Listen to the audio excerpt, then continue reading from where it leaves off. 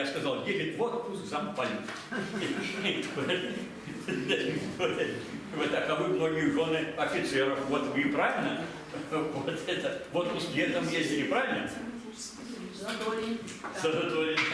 Вот так. Политический час мой.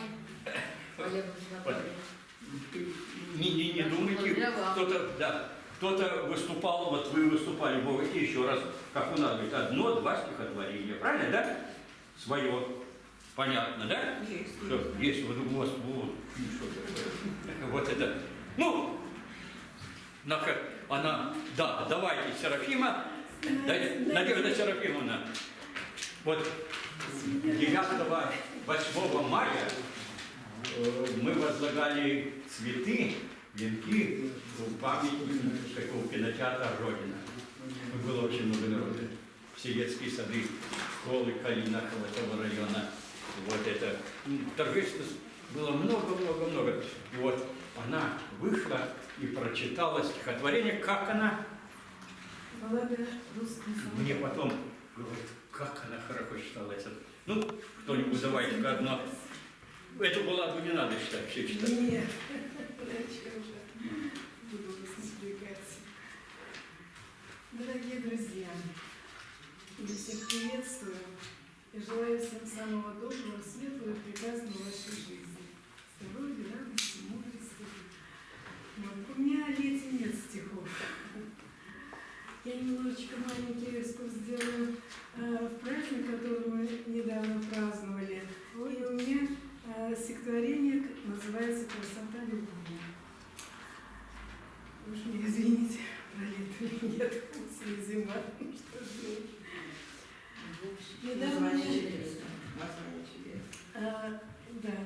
Недавно мы праздновали праздник Святой Троицы, Духов День. Я хочу напомнить вам, дорогие друзья, что в 1945 году именно на Святую Троицу был парад Победы на Красной площади в Москве наших воинов-победителей в Великой Отечественной войне, которая завершилась и празднуется 9 мая, но мы праздновали ее на День Троицы. Она выпала на 24-е, но День Троицы – это защита и Отца, и Сына, и Духа Святого русского народа. Мы под защитой их. Это великое знамение. Хотя вот сейчас некоторые страны, некоторые руководители стран все-таки будоражат свои народы, о войнах вспоминают. А я думаю, что пока живет русский народ, войн уже не будет. Господь не даст. И вот у меня такое стихотворение, ну, конечно, оно посвящено Святой Троице, но больше всего иконе Андрея Рублева. Это русский художник, который до 1430 года написал икону Святая Троица.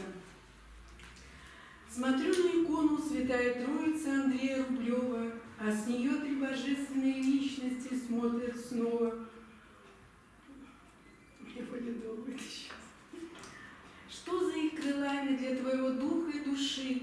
Ты смотри внимательно, вникнуть поспеши. Стой, молись старательно, мыслью не греши. И просить себе что-либо у них ты не спеши.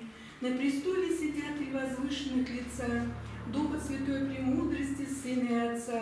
Одесную Бога правды Отца Небесного восседает Бог Сын во славе чудесно. На престоле небесном Отец и Сын, Спаситель, а Дух Святой Премудрости – Домоустроитель. Кто Святая Троица, Рублев, конечно, знал, когда семью божественную нам изображал. В ней правдой и премудростью все утверждено, любовью, верой и надеждой все освящено. Как прекрасен и возвышен этот образ святой! Никогда не будет людям дан здесь другой. Для нас Бог Отец, Он Небесный Вседержитель, Сын Божий Искупитель, а Дух Святой Утешитель. Троица смотрит народ человеческий с небесной дали, чтоб люди в святом союзе любовь увидали, согласие, гармонию и кротость друг пред другом. Ведь божественная семья над небесным кругом, где в покорности Отцу правда пребывает, где премудрость Божию, как мать, почитает, где Божий Сын всепослушание исполняет, и светом истины людей Он просвещает. Благоволит к людям небесный Бог-творец, чтоб в человеческой семье главою был Отец. А жена к премудрости дух и душу устремила, и детей к духовному совершенству обратила. Тогда в каждой земной семье единство будет, мир, любовь, радость и счастье в доме прибудет.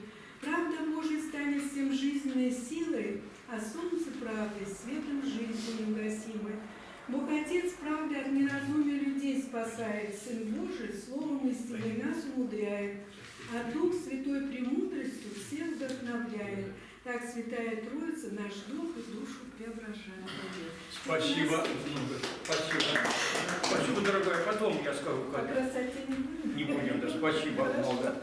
У нас время, людей много, да? Ну, кто еще желает, я не буду. Дмитриева. Тоже 4-я школа. Окончила ее. Вот видите, приходит, да? Это водитель, наверное, 4-й секции. Вечер. Мать 3 детей. Ну, что? Все приходят. Красавица. Спасибо. Красавица. Я не знала, что будет тема лета. Сейчас порылась. Все-таки у меня что-то есть про лето. Называется «Я лето не люблю», честно говоря. А я лето не люблю. Жарко, душно, все в поту. Мухи лазят в окно, в помойное ведро. Но я вовсе не брюзга. Лето не моя пора. А вот дождик или снег, здесь я первый человек. Пусть и лужи, ну и что? Сапоги есть и пальто, свежий воздух, листопад. Да пускай хоть снегопад. Все подходит, все люблю. Кто со мной на улицу? Да, еще одно новое стихотворение. Моя жизнь изменилась в лучшую сторону. И вот такое стихотворение. А какую лучше? Сейчас догадаетесь. Скажите секрет. Называется «Счастье». Я нашла человека, с кем хочу встретить старость. Нам для счастья вдвоем нужна самая малость. Чтоб на кухне варилась еда неплохая, чтоб из комнаты слышалась песня смешная, чтобы мы целовались порой мимоходом, чтобы громко смеялись над сказанным словом, чтобы днем рядом с ним я была королева, ну а ночью ему доставалась победа. И чтоб вместе уснув, в унисон мы храпели, ну а детям казалось, что певчие хлеб. Да, молодец, спасибо. Я вам перешлю, А вы, нету у тебя вот этого. я вам перешлю все. Не надо, я вот так Молодец. ждать очень долго. Молодец, молодец. Так, ну давайте мужчину послушаем. Тебя. Николай Зуев, давай сюда, ты просто вот моряк, подводник. Ой, какие ребят. Ходит как червяк. Ну, преподавал физкультуру в нашем кадетском корпусе много-много лет. И вот я хожу в 12 школе преподаю. Хромой, но преподавал. Недавно. Коля, встань подальше, видишь, тебя Понял. вот так. Недавно был мой день Николая Угодника. Да. Вот. Я все читал в Керне, когда было. И сейчас хочу еще раз прочитать. Молитва Николаю Чудотворцу.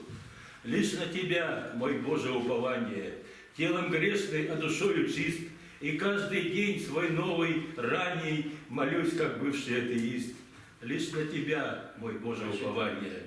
В юдоле бытовой поруки меня Ты сильно выручал, Твои перста, ладони, руки, как знаки торили очам.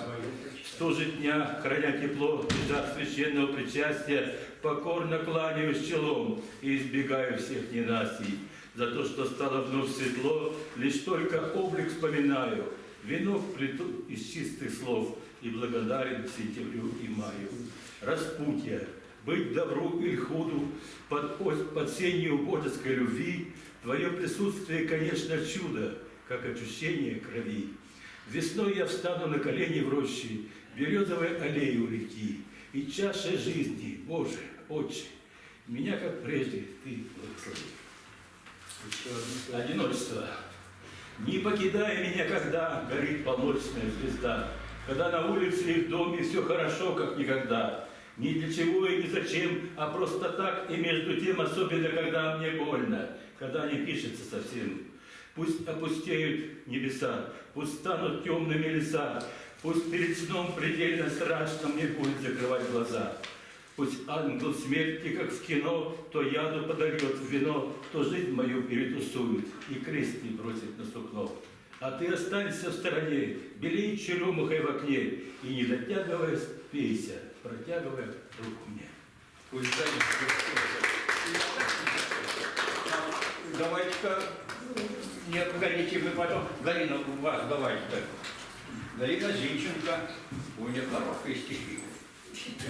Нет, действительно. Герман Петрович, я со своими друзьями, ветеранами, издала очередную книгу, это мы дарим вам. А вы в Доме ветеранов делали презентацию? Да, Наша вот здесь, Комсомольск. да. И наша Демишева была там.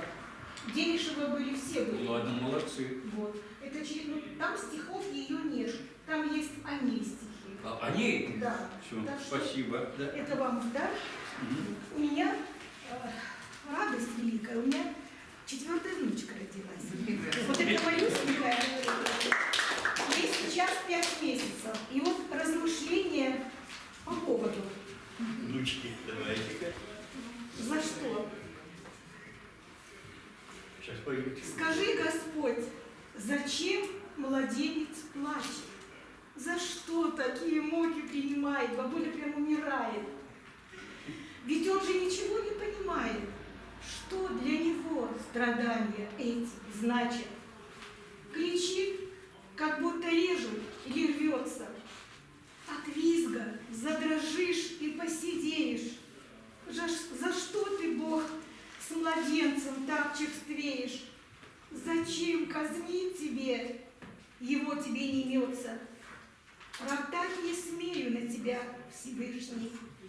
Тебе во всем, Создатель, доверяю. Тебя ни в чем, Господь, не проверяю. Скажи мне только, боль дается, слышь? Прости, единый, ты податель блага. Мы заслужили на земле родиться, закон нарушив и не сделав шага тебе навстречу, чтобы примириться. Младенец плачет, то душа стенает, осознавая, что в тюрьму спустилась. Она о мире света вспоминает, пока сознание не утратит силы. У нас есть шанс домой, к отцу вернуться. Мы все наделены свободной волей. Успеть бы только вовремя проснуться и мысленно себя не обездолить. Успеть бы вспомнить, кто мы и откуда. Поверить глубоко в возможность чуда. Тогда страдание в день прошедший канет, и срок освобождения настанет. Нет смысла жизни на земной планете. Здесь будут бесконечно плакать дети, и счастья в этом сумраке не будет. Задумайтесь об этом крепко, люди. Познав себя, мы с ближним примиримся, к единому всем сердцем устремимся. Пока мы не поймем, что в рабстве мы, нам невозможно быть сильными. Вот Спасибо. Давайте побей. О любви, вот, Ну давайте, о любви Ельце. маленько, любви. Душа, что любит нас, не одинока. Она не мыслит о несчастной доле и действий не предпримет однобоко. Там, где любовь, нет разделения воли. А кто стяжал себе любовь Христову, тот облекается, по сути, в Бога. Высокому он отвечает зову. Прекрасно по делам его дорога. Лишь зрячая любовь приносит счастье, а благие для души, скорбя от века. Пусть к ней не мешается пристрастие ко внешнему, земному человеку. Малюсенькая цветики лета. Цветики русских полей и лесов, меньше вы втрое обычных цветов.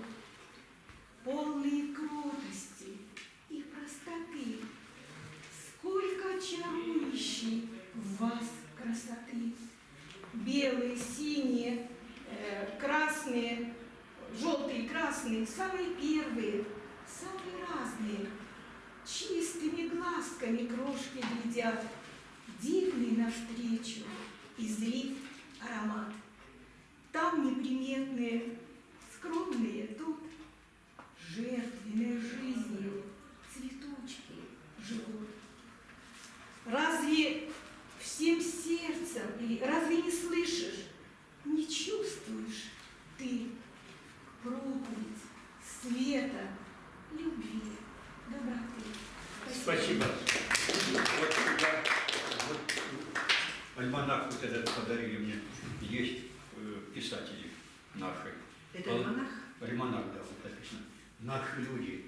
Смотрите, как его Рудольфа, Козлова, Скороход, Филатова, ну, все, Нестратова, вот этот, ну, половина всех, кто здесь бывает, да вы больше, правильно? Все они, вот его, там он у вас ходит, правильно? Да вот. Ну давай, вот все. Вот поэт, который любит читать стихи на больших митингах. Ячменев, да. Я просто хочу напомнить, сейчас опять поднялся вой насчет Боинга MH17. Вот. Опять, вот я хочу напомнить, как это все было. 17 июля, час еще не пробит. Год 2014, чтобы не придираться. Над Украиной спокойно летит борт малазийский MH17. В нем 300 ни в чем не повинных людей, фашистами отданных на заклание во имя каких-то бредовых идей, рожденных в бандеровском подсознании. Тут усилить, чтобы антироссийскую вонь, украинский летчик, согласно приказу, по мирному Боингу открыл огонь. И всех, кто там был, уничтожил сразу. Тут словно с цепи сорвалась стая, чей главный вожак, президент Обама. Он сразу в России во всем обвиняет, словами, в которых нет правды ни грамма. Ну, я там чуть-чуть, может быть, забыл. Европа, как американский вассал, подгавкивает и кусается даже. Смотрите, что Бог вам того же не послал, а то и дождетесь, купаясь в кураже. Все, Спасибо. Ну, ты молодец. Он на митингах, знаете, как микрофон читает? Пожалуйста, город светлый. И... А? А у вас, я знаю, библиотека, я бывал там. Есть библиотека? А как же? Собираются там? Передала. Да. Максимкиной. Максимкиной. Ну, все тут читали военные, а я лето. Правильно. Да, тема Лето. Солнце в золотом сиянии блещет, над землею радуга висит. Летний теплый дождь по лужам хлещет, чайка поднялась и ввысь летит. Мокрые зеленые деревья, у дорог цветущие кусты. Птицы отряхают свои перья, ощущая прелесть чистоты. Пар поднялся от земли согретый, свежестью повеяло слегка. Красочную радугой одетый, словно лебедь, плыли облака. Заливался светом ослепленный лес суровый, что стоял вдали, и казался сказочно влюбленным, провожая в небо корабли. Еще одну давайте. Ну, а это я памяти Пушкина, потому что 17 это в июне у него он родился. Вот. Да, и я посвятила ему стихи памяти Пушкина. Стоит гранитный монумент, известный Пушкина портрет. Погиб в расцвете зрелых лет великий гений, наш поэт. Его творение мед в устах находят отклики в сердцах, глубокий смысл в его словах и рифма с рифмой в ладах. О няне вспомнится порой, о шалостях детей, салазках, летящих с горки ледяной, и о волшебных русских сказках. Их тайный смысл меня утешит, раскрывшись вдруг передо мной. Во сне русалку вижу леших в морозный зимний час ночной. Его талант непревзойденный мог опечалить, оживить. Погиб он пулею сраженный, но вечно продолжает жить. Вы мне дайте. Фотографировать вам надо? Надо. Я. Так, ну давайте, это светлый. А кто нам даст Багратионов? Там две представительницы, Тамара Бакланова и вот кто. Давайте, да. Она бывает у нас 3 дня. Понравилось. Я согласила. Тамара Петровна не выдержала. Вот сюда, давайте, чтобы вас там видели в Багратионовске потом. Девчонки в библиотеке говорят, что видят. Видят? Ну прекрасно. Но одно на злободневную тему называется реновацией. По ряду стареньких проблем не надо реноваций. Среди таких вот добрых тем единство стран и наций.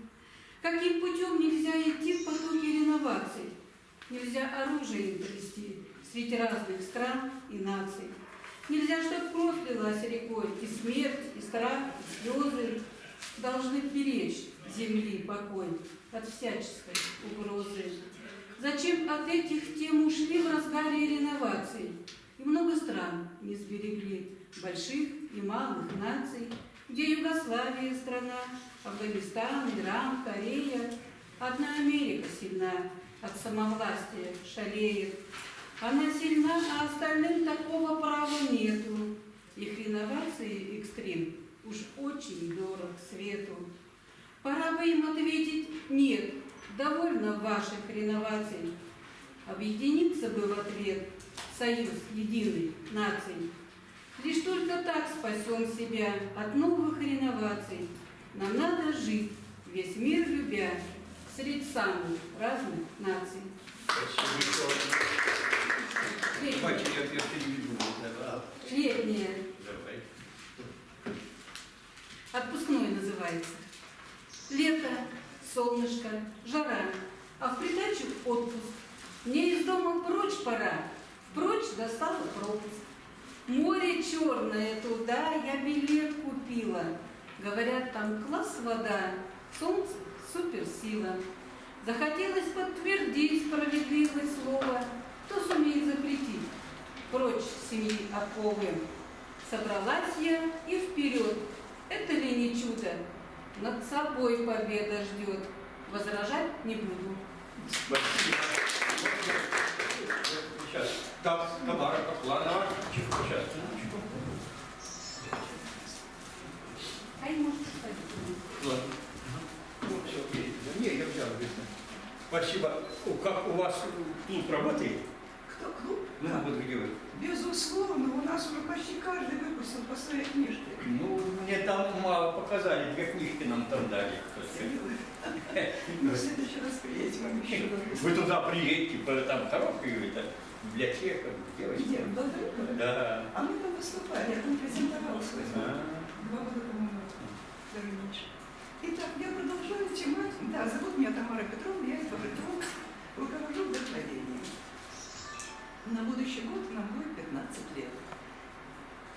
Нашему вдохновению, а не мне.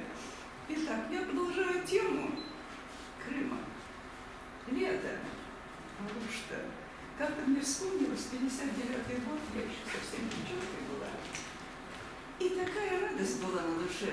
Я написала: легкий крымский сухой ветерок, и тропиночки в мелких ракушках, а на пляже зернистый песок и панамки на детских макушках. На ступеньке миндаля цветок, синевое оглядное море, и оранжевый в волнах буёк, и истома полдневного зноя, черным бархатом южная ночь, и ярчайшие звезды на небе, неумолчное пение сверчков, и душа растворяется в неге. Давайте я там переведу. Я закрыла. Так, а вот что называется. И вот стихотворение, посвященное тишине. маленькое дело. И когда-нибудь слушал, как звучит тишина.